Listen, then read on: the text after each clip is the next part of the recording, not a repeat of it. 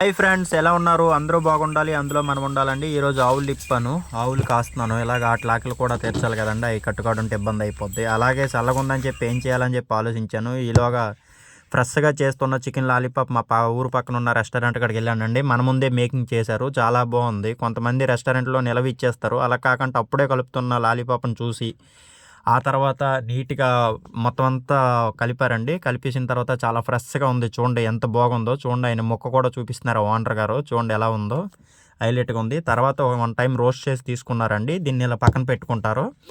ఆ తర్వాత ఉల్లిపాయ, పచ్చిమిరపకాయలు అన్నీ ఏసి ఒక మూకుడులోనేసి మళ్ళీ చేస్తారండి. చూడండి మంట ఎలా వస్తుందో. అలా మంట ఎందుకు వస్తుందంటే, ఆ మంట వస్తే మంచి టేస్ట్‌గా ఉంటదని చెప్పారండి ఆ కుక్కు.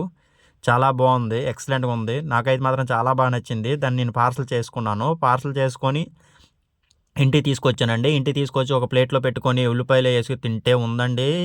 అబ్బబ్బబ్బబ్బబ్బబ్బబ్బా! వాసి పడతా సదియ్య సూపర్‌గుందండి.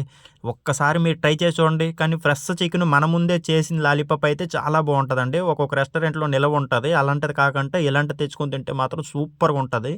మాటలతో చెప్పడం కాదు గానండి, ఒక్కసారి మీరు ఫ్రెష్‌గా చేసిన లాలీపాప్ ఇంట్లోనైనా ట్రై చేశాను. ఒకసారి తిని చూడండి, చాలా సూపర్‌గుంది. ఆ దుమ్మును కొరుకుతే ఉంటదండి లాస్ట్‌లో, సూపర్‌గుంటదండి. నచ్చితే లైక్ చేసి, సబ్స్క్రైబ్ చేసి, నలుగురు షేర్ చేయండి ఫ్రెండ్స్.